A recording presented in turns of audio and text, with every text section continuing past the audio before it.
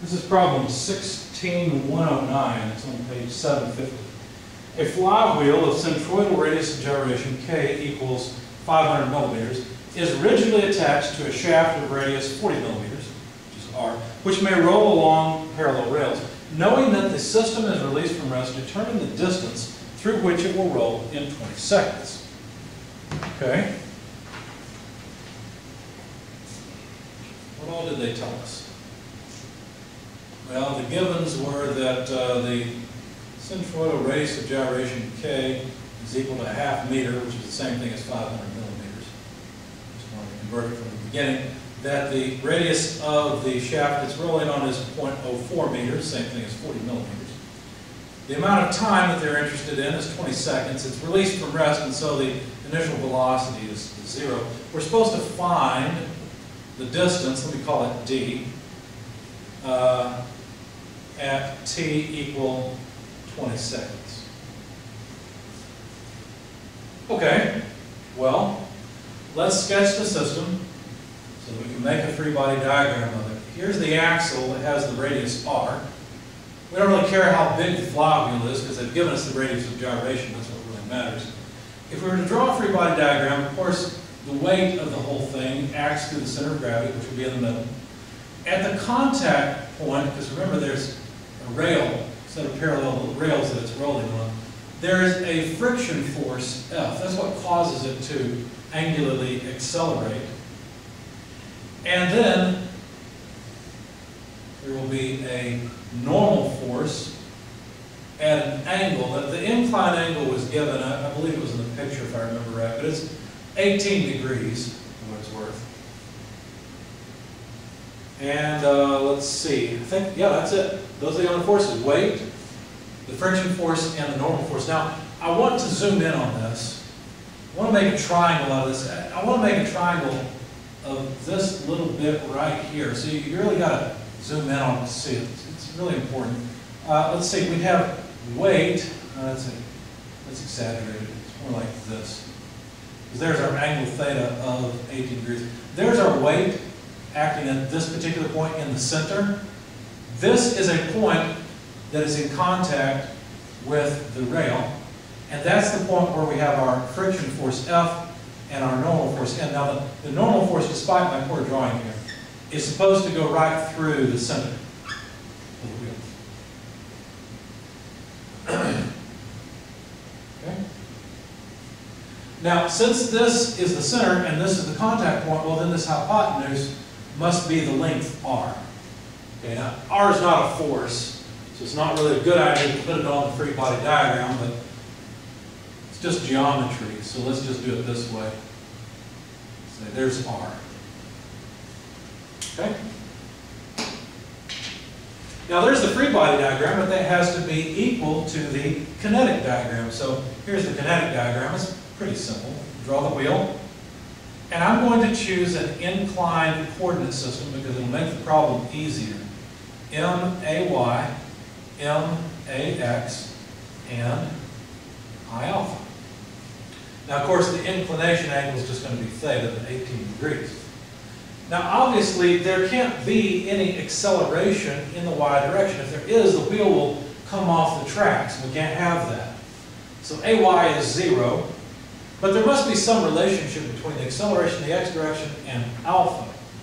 Well, let's see. If we were to accelerate angularly like this, well, it's going to accelerate down the incline, not up. Now, let's see. What would the acceleration be? Well, we could look at it as a tangential acceleration. And so the acceleration in the x direction is going to be negative r alpha. See, r is the distance from here to here. That's the distance from this point to this point. And since this point, let's see, how can I explain this? Let's see. Yeah. Since the wheel's pivoting about this point, we can look at it as a relative acceleration. So alpha then would be equal to negative ax over r. All right, so that's the kinematic relationship between the angular acceleration alpha and the linear acceleration ax. So now finally I can draw or write down my sum of force or sum of moment equations. Let me start with sum of moments. Most of the time summing moments is the most advantageous thing to do. I'm going to sum moments about, let's see, point A. Point A is this contact point. So why would I sum moments about that point? Well, notice it gets rid of two things. It gets rid of the friction force and gets rid of the normal force, and involves only the weight force, which I know, and a known distance. So it seems like this might really help me quite a bit.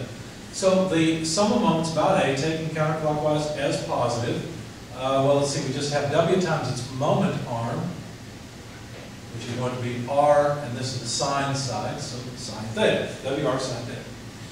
That's it. That's the only moment acting about A, and that will be equal to, well, we have to be careful here, it'd be I alpha, but we're summing moments about a point other than the center of gravity of the wheel. So we have to include the moment of the dynamic forces. Now, I don't have a zoom in on this like I do the other, so let me cheat just a little bit, and in green, let me draw the dynamic force over on the blown up free body diagram, okay? So there's the dynamic force MAX. I cheated and I put the free body diagram and the kinetic diagram together, okay? Now, if I'm summing moments about A, that's going to cause a negative moment, isn't it? And so that moment would be minus R, that's the moment arm, MAX. All right. Now, I was asked to find the distance that it travels, so I think what would benefit me most is not so much knowing the angular acceleration, but knowing the linear acceleration. If I knew the linear acceleration, I could apply that constant acceleration for the 20 seconds with the constant acceleration equation and be done with this problem. So I'm going to get rid of alpha in favor of AX. And then realizing that I can write or pull out term to factor out AX. There's what results. Okay, I really want AX. I is something I can get, M I can get, oh, I'm almost done, aren't I? So AX equals the left-hand side, WR sine theta, divided by negative of I over R plus RM. What did I do there? I just factored that negative sign out. All right, well, W is mg, so let's write mg R sine theta, takes care of W. Negative I is mk squared, because we've got the radius of gyration, so over R plus Rm. And look what's happened. The mass cancels from the equation. So the mass of the wheel doesn't make any difference anyway. It's really how that mass is distributed and causes the radius of gyration that matters. Well, also the radius makes a difference in that rim. Yeah, the radius doesn't cancel out. So what do we have? Well, speaking of the radius, let's multiply through by radius. If we do that, we go away there, we get a square there, and we get a square there. So multiply the top and bottom by R.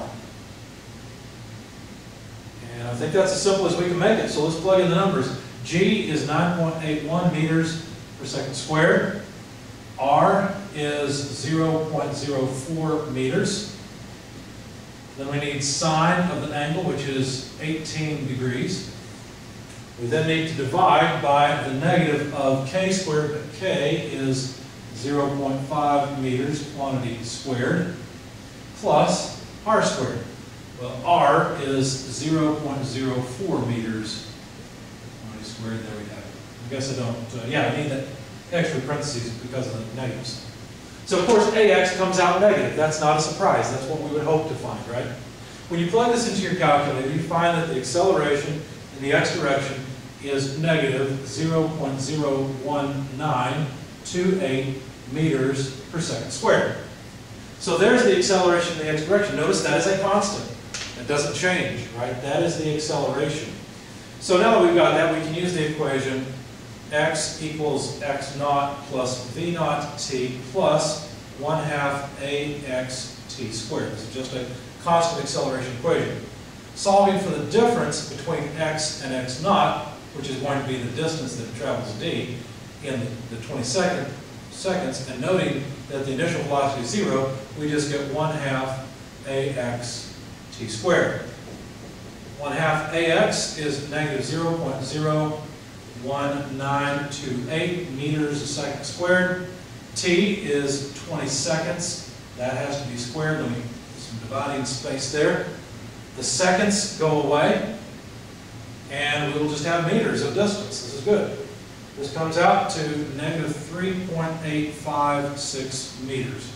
So that's how far the wheel travels in the 20 seconds. Now notice it's negative because of course the wheel is rotating opposite of the positive direction I chose, which I chose up the incline as positive.